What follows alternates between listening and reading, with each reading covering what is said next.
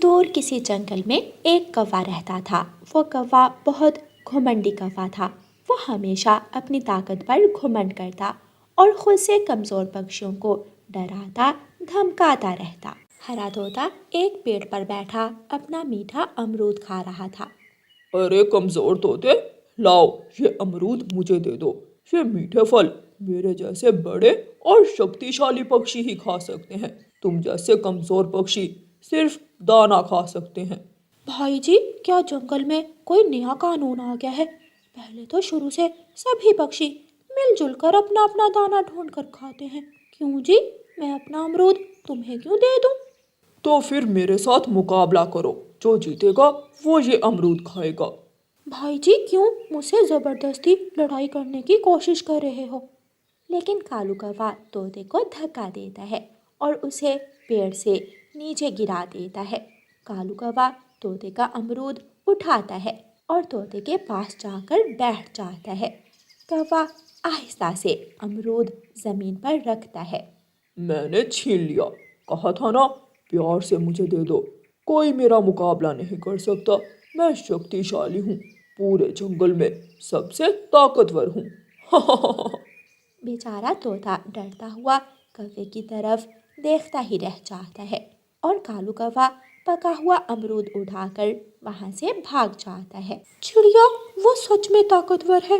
वो सच में हमसे जीत सकता है। कोई भी जंगल में उससे लड़ाई नहीं कर सकता। वो किसी का भी भोजन छीन सकता है। तोते, आखिर कब तक वो कमजोरों पर जुल्म करेगा? आखिर कब तक वो कौवा कमजोरों का भोजन छीनेगा? एक दिन आएगा जब उसे खुद से ज्यादा ताकतवर मिलेगा और फिर उस दिन उसकी सारी ताकत मिट्टी में मिल जाएगी। ना जाने वो दिन कब आएगा, लेकिन अभी तो वो हमारा भोजन छीन रहा है। कालू कौवा दोपहर तक सोता, क्योंकि उसे भोजन ढूंढने की कोई चिंता ना होती। वो दोपहर को अपने घर से निकलता और किसी भी कमजोर पक्षी को देखकर उसे रोक लेता और उसका भोजन छीन लेता, जैसे आज बेचारी बुलबुल। मोटी बुलबुल, क्या अपना पेट देखा है? इतना दाना खाकर क्या तुझे और मोटी होना है? बुलबुल डर जाती है। वो जानती थी कि अब कौवा उसका दाना छीन लेगा। नहीं नहीं, मैं ये दाना खाने से मोटी कहाँ होती हूँ। मैं तो सुबह से भूखी हूँ। सारा जंगल घूमकर ये 2 दाने मिले हैं। आप मेरा रास्ता छोड़े, मुझे घर जाने दें। अगर तुम भूखी हो तो मैं भी भूखा हूँ। लाओ ये दाना मुझे दे दो। कौवे ताया जी, अगर आपको भूख लगी है तो आप भी जंगल जाएं, मेहनत करें और अपना दाना ढूंढकर खा लें। मेहनत के नाम से तो कालू कौवे को बहुत चिढ़ थी।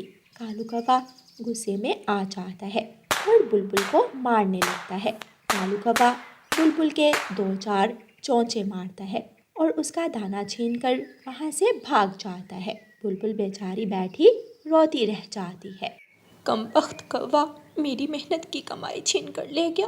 तुझे कीड़े पड़े, तू किसी पेड़ से टकराए, तुझे कोई तुझसे ज्यादा ताकतवर पक्षी मिले जो तेरा घुमंड तोड़े और तुझे नीचा दिखा। पहाड़ों पर जाकर धूप में बैठकर कालू कौवा बुलबुल से छीना हुआ दाना मजे मजे से खाता है। कहते हैं सर्दियों के दिनों में दाना नहीं मिलता।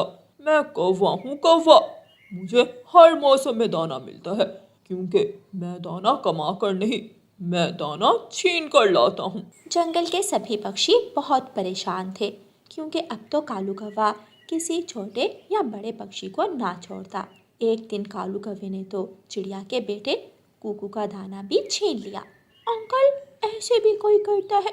कोई छोटे बच्चों से भी दाना छीनता है? अगर आप ताकतवर हैं तो किसी बड़े पक्षी से जाकर दाना लें। मैं तो छोटा हूँ, लाए मुझे मेरा दाना वापस दें। तू छोटा है, लेकिन मैं तो बड़ा हूँ ना। मेरी भूख भी तुमसे ज्यादा बड़ी है, इसलिए ये दाना मुझे खाना चाहिए। चल चल भाग यहाँ से, जाकर बता दे अपनी माँ को कि कालू ताया ने दाना छीन लिया है तुम्हारा।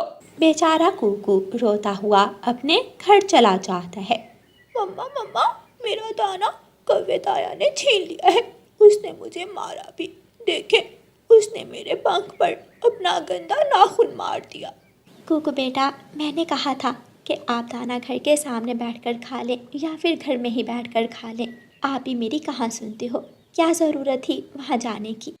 क्या ये जंगल कौवे ताया का है? क्या अब हमें कहीं जाने के लिए ताया कौवे से पूछना होगा? ये गलत है। कौवा ताया गलत कर रहा है। कौवे ताया को सजा ज़रूर मिलेगी। वो कहते हैं ना कि बुराई का अंत हमेशा बुरा ही होता है। मैना अपने घर के बाहर बैठी हुई थी कि वहाँ एक चील आ जाती है।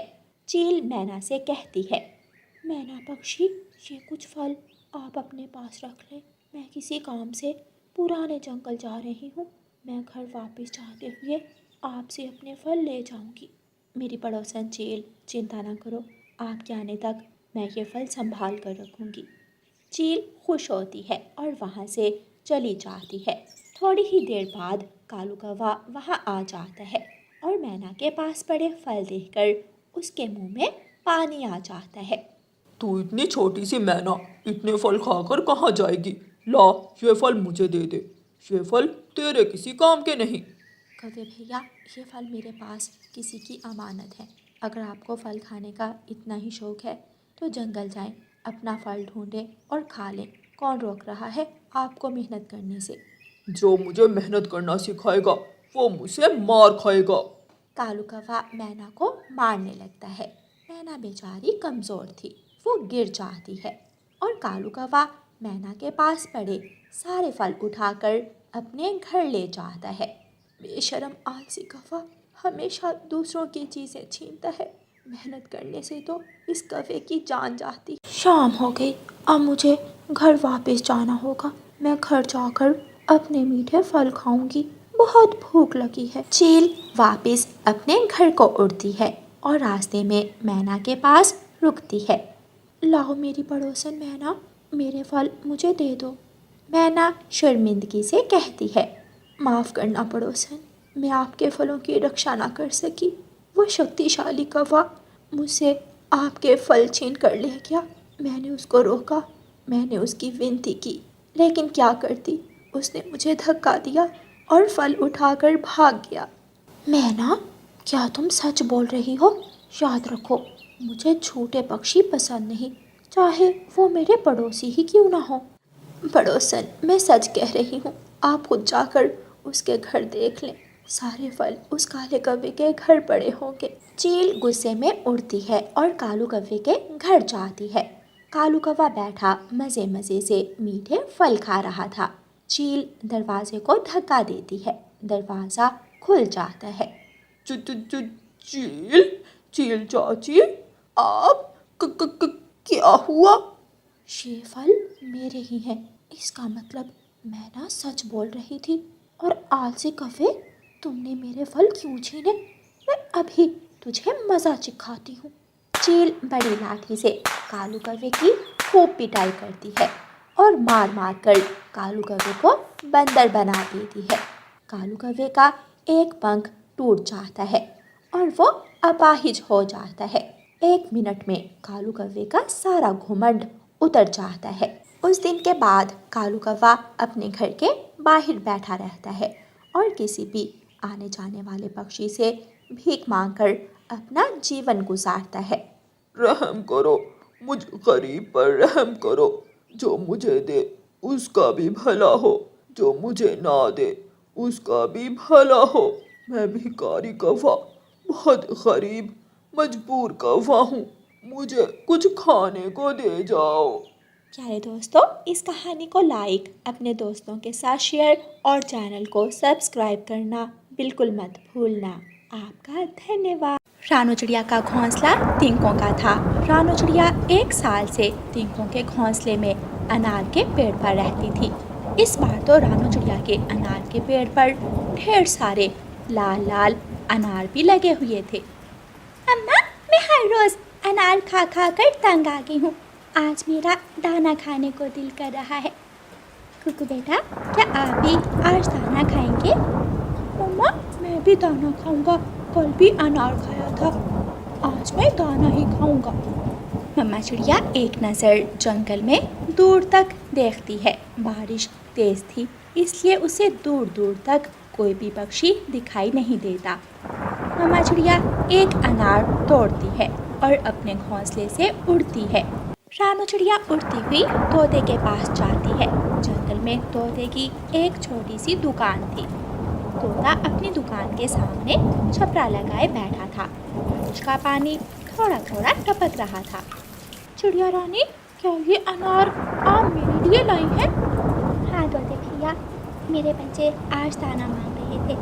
मैंने सोचा मैं आपको अनार का फल ले आती हूँ और दाना ले आती हूँ। वहाँ गौरी कभी भी घी दाल लेने आई बैठी थी। लाओ चिड़िया, ये अनार का फल तुम मुझे दे दो, मैं तुम्हें दाना दे दूंगी। नहीं नहीं, मेरे पास दाना है, ये अनार मैं खाऊंगा। मैं खाऊंगी, मैं मुफ्त में नहीं मांग रही, मैं लूंगी ये अनार। अच्छा बस कर जाए, आपने तो लड़ाई ही शुरू कर दी। तोते भैया, ये अनार आप ले लें और मुझे थोड़ा दाना दे दें। और गौरी, आप मेरे साथ चलें, मैं आपको मुफ्त में ही एक अनार दे देती हूँ। चिड़िया, तुम बहुत अच्छी हो, तुम्हारे जैसा कोई भी नहीं है पूरे जंगल में। रानू चिड़िया गौरी कवि को अपने साथ अपने घोंसले की तरफ ले जाती है। मम्मा, ये काली आंटी कौन है? बेटी गुड़िया, ऐसे नहीं कहते, ये गौरी आंटी है। मम्मा, कब? मम्मा, ये तो काली आंटी है। गुड़िया बहन, मम्मा को क्या हो गया है? काली को गौरी बोल रही है। मेरा नाम गौरी है और चिड़िया, तेरे बच्चे तो अब बड़ी बातें करने लगे हैं। गौरी आंटी, सॉरी, अगर आपको बुरा लगा तो आज के बाद हम आपको गौरी आंटी ही बोला करेंगे। रानू चिड़िया एक अनार तोड़कर गौरी कवि को देती है और गौरी कवि वो अनार लेकर अपने घर चली जाती है। कालू कवि की तो पूरी चोंची लाल हो चुकी थी। वाह वाह, क्या बात है, क्या स्वाद है। गौरी, ये अनार बहुत मीठा है, बहुत लाल है। कहाँ से लाई हो तुम ये अनार? कालू जी, मैं ये अनार रानू चिड़िया के पेड़ से लाई हूँ। गौरी, जब तक बारिश हो रही है मैं तो हर रोज रानू चिड़िया के पेड़ से ही अनार तोड़ लाया करूँगा। उसके दो छोटे छोटे बच्चे हर वक्त घोंसले में बैठे रहते हैं, वो कहाँ तोड़ने देंगे, वो शोर मचा देंगे। मैं तो बड़ों बड़ों को उल्लू बनाकर चीजें चुरा लेता हूँ।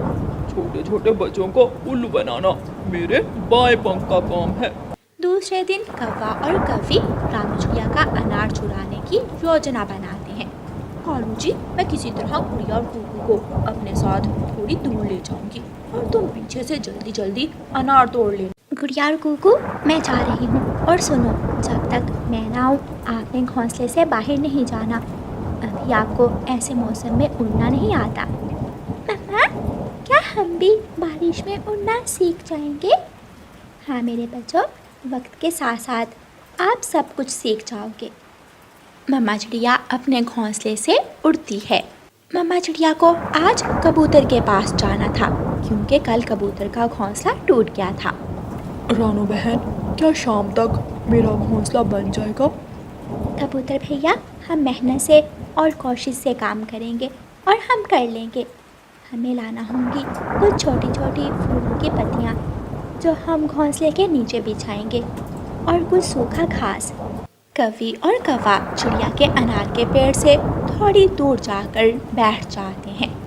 कालू जी, मैं गुड़िया और कुकू के पास जाती हूँ और किसी तरह उन्हें घोंसले से दूर लेकर जाती हूँ। गौरी कवि जाती है। मुझे पहचाना, मैं कौन हूँ? आप गौरी आंटी हैं, मैंने ठीक कहा ना? जिसे कल हमने काली आंटी कहा था, आप वही हो ना? हाँ, मैं वही हूँ। क्या आपको बारिश में उड़ना आता है? नहीं, कई बार मम्मा से कहा है, लेकिन मम्मा कहती है कि अभी हम छोटे हैं। चलो, मैं आपको बारिश में उड़ना सिखाती हूँ। सच गौरी आंटी, फिर तो आप बहुत अच्छी हैं। आप दोनों मेरे साथ साथ चलो। गौरी उड़ती है, गुड़िया और कुकू भी उड़ते हैं। याहू, मैं उड़ रही हूँ, ये तो बहुत आसान है, मैं कर सकती हूँ। मैं भी उड़ रहा हूँ, याहू। कालू कौवा मौका पाकर जल्दी से उड़ता है और रानू चिड़िया के अनार के पेड़ की तरफ जाता है। गुड़िया गुड़िया, कोई है, कोई हमारे अनार के पेड़ से अनार तोड़ रहा है। दोनों बहन भाई वापस मुड़ते हैं। मत जाओ, पीछे मत जाओ, अभी तो मैंने तुम्हें बहुत कुछ सिखाना है। लेकिन दोनों बहन भाई कौवे के पीछे लग जाते हैं। वो बहन भाई तो बारिश में भी बड़ों की तरह उड़ रहे थे। ये पकड़ लेंगे, ये दोनों बहुत तेज हैं, ये कालू को पकड़ लेंगे। कालू कौवा उड़ता हुआ घने जंगल में पहुंच जाता है और पीछे मुड़कर देखते हुए एक पेड़ से टकरा जाता है और गिर जाता है। गुड़िया और गुड्डू भी वहां पहुंच जाते हैं। पकड़ लिया, हमने चोर पकड़ लिया, चोर चोर चोर। शोर सुनकर गुड़िया और गुड्डू की मम्मा और जंगल के दूसरे पक्षी भी जमा हो जाते हैं। कालू कौवे, बूढ़े हो गए हो, लेकिन अभी तक तुमने चोरियां नहीं छोड़ी। मेरे छोटे बच्चों ने तुम्हें पकड़ लिया, अब बताओ क्या सजा दूं मैं तुम्हें? मुझे माफ कर दो प्राणो, ये दोनों तो बहुत तेज उड़ते हैं। गुड़िया और गुड्डू, वैसे आपस की बात है, तुम दोनों ने तेज बारिश में उड़ना कैसे सीखा है? वो जो कल आई थी ना, काली गोरी आंटी, वो हमें उड़ना सिखाने आई थी और पीछे से ये कौवा चोर आ गया। मम्मा चिड़िया ये सुनकर हंसने लग जाती है। इसका मतलब कालू की पत्नी गोरी भी चोरी में साथ थी। मैं शर्मिंदा हूँ। कौवे, जाओ, चले जाओ और दोबारा कभी भी चोरी मत करना। फिर कौवा काई काई करता हुआ वहाँ से उड़ जाता है और बाकी पक्षी अपने अपने घरों को चले जाते हैं। रानो चिड़िया, गुड़िया और कुकू अपने घोंसले में बैठे मीठे मीठे अनार खा रहे थे और बारिश के ठंडे ठंडे मौसम का आनंद ले रहे थे। प्यारे दोस्तों, इस कहानी को लाइक, अपने दोस्तों के साथ शेयर और चैनल को सब्सक्राइब करना बिल्कुल मत भूलना। आपका धन्यवाद।